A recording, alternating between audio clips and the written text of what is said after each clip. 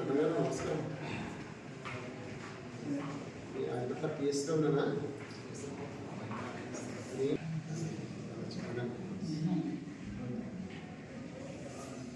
ఏంటి అన్న దానికి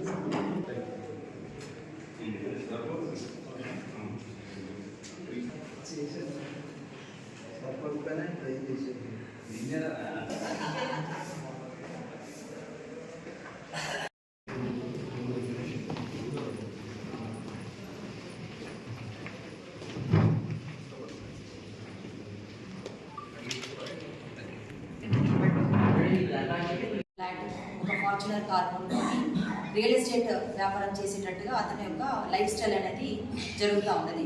హైదరాబాద్లో అతను షిఫ్ట్ అవ్వడం అనేది జరిగింది. సో ఆర్థిక ఇబ్బందులు ఉండడం వల్ల ఎలా అయినా సరే ఇంకా డబ్బు సంపాదించాలని చెప్పి డబ్బు ఉన్నటువంటి అదే ఇబ్రహీంపట్నం నేటివ్ ప్లేస్కి సంబంధించినటువంటి రచనారాయణని గుర్తించేసి ఆ నారాయణని పిలిపించేసి ఎలా అయినా డబ్బు సంపాదించాలి, ఎక్స్ట్రాక్షన్ చేయాలి, కిడ్నాప్ చేయాలని ఒక పథకం ప్రకారం అతను ఏం చేశాడంటే కొన్ని బాండ్ పేపర్స్ ఆల్రెడీ కంప్లైంట్ పేరు మీద ఒక 4 bond papers 100 rupees non judicial bond papers తీసుకోవడం జరిగింది. తర్వాత రియల్ ఎస్టేట్లో కూడా నారాయణ కంప్లైనెంట్ నారాయణ గారు ఉండడం వల్ల రియల్ ఎస్టేట్ వ్యక్తిలాగా ఈ అమ్మాయితోటి ఈ లేడీ మక్కల భవాని అనే లేడీతోటి మెట్రో సిటీ వెంచర్స్ ఆదిపట్ల లిమిట్స్లో మెట్రో సిటీ వెంచర్స్లో ప్లాట్స్ చూపిస్తాము, మీరు ఇక్కడికి రావాలి అని చెప్పేసి 21st రోజు మెట్రో సిటీ వెంచర్కి ఆ అమ్మాయి ద్వారా అతన్ని ఒక హనీ ట్రాప్ లాగా పిలిపించడం అనేది జరిగింది. తీరా అక్కడికి వచ్చిన తర్వాత అతను డ్రైవర్ తోటి కంప్లైనెంట్ అతని డ్రైవర్ తోటి కార్లో అక్కడికి మెట్రో సిటీ వెంచర్కి రీచ్ అయిన తర్వాత ఆల్రెడీ అతను వస్తున్నటువంటి కదలికలు అవన్నీ గమనించడానికి ఇందులో వన్ ఆఫ్ ద అక్యూజ్డ్ దూరంగుల శ్రీకాంత్ని ఆల్రెడీ ఆ టర్నింగ్స్లో పెట్టేసి అతని యొక్క మూమెంట్స్ కదలికలన్నీ వెరిఫై చేసుకుంటూ అతను కార్ టర్నింగ్ తీసుకొని వెంచర్లోకి లోపలికి వెళ్ళినప్పుడు టర్న్ తీసుకొని లోపలికి వెళ్ళినప్పుడు ఇమీడియట్గా అక్యూజ్డ్ ధనరాజుకి ఇన్ఫార్మ్ చేయడము. తర్వాత ఆల్రెడీ వెంచర్లో రెడీగా కార్లో ఈ ముగ్గురు ధనరాజు, తర్వాత శివకుమార్ అండ్ శేఖర్ ఈ ముగ్గురు ఆల్రెడీ కార్లో కంప్లైనెంట్ కార్ కోసం ఎదురు చూడడము.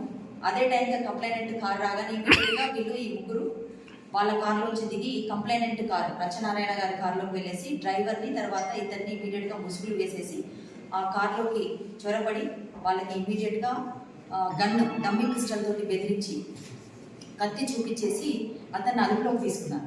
తర్వాత కంప్లైనెంట్ చేసినటువంటి కార్ని ఇందులో వన్ ఆఫ్ ద అక్యూజ్డ్ మళ్ళీ అతను ఆ కార్ డ్రైవ్ చేసుకుంటూ వీళ్ళు మొత్తం మెట్రో సిటీ వెంచర్ నుంచి స్టార్ట్ అయ్యి via CVR college JVR venture, so అలా ఒక ఆల్మోస్ట్ ఒక 11 కిలోమీటర్స్ జర్నీలోనే మొత్తం అతన్ని తీసుకుంటూ సో అతన్ని బెదిరించడం అనేది స్టార్ట్ చేశారు. నీ దగ్గర చాలా డబ్బులు ఉన్నాయి, నువ్వు చాలామంది అమ్మాయిలతో నువ్వు తిరుగుతామని తెలిసింది, దానికి సంబంధించినటువంటి ఫోటోలన్నీ మా దగ్గర ఉన్నాయి, సో ఈ ఫోటోలన్నీ మేము బయట పెడతాము, నువ్వు కనుక ఇవి మా ఒప్పందాలకి కనుక ఒప్పుకోకపోతే కనుక మా డిమాండ్స్కి ఒప్పుకోకపోతే కనుక ఈ ఫోటోలన్నీ బయట పెడితే సమాజంలో నీ యొక్క గౌరవం అనేది తగ్గుతుంది అని చెప్పేసి అతన్ని వెపన్స్ తోటి బెదిరించేసి ముందుగా 3 కోట్లు డిమాండ్ చేయడం జరిగింది.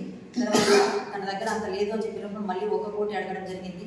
ఇది కూడా తను ఎట్టి పరిస్థితుల్లో తన వల్ల కాదని తెలియడంతో ఆల్రెడీ తెచ్చుకున్నటువంటి బాండ్ పేపర్స్ మీద ఒక 20 లక్షలకు సంబంధించిన బాండ్ పేపర్స్ మీద సిగ్నేచర్స్ చేసుకుని తర్వాత తీసుకొచ్చేసి అతన్ని మళ్ళీ వదిలివేసి వెళ్ళిపోవడం జరిగింది.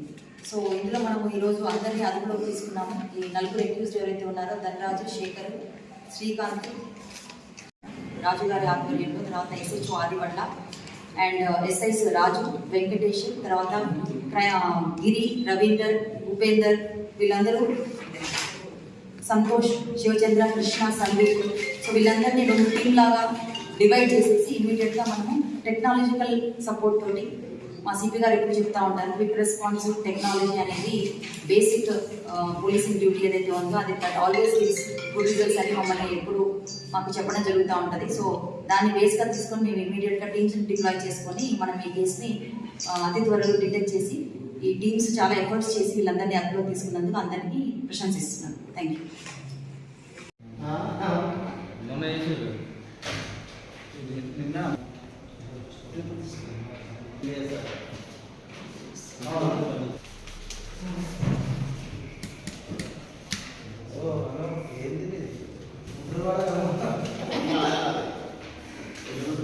అయిపోయింది కదా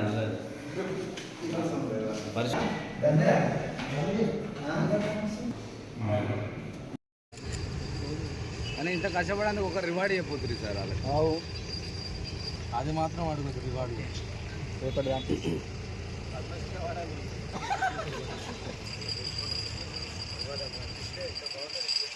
పబ్లిక్ కూడా బిజినెస్ మ్యాన్లకు కూడా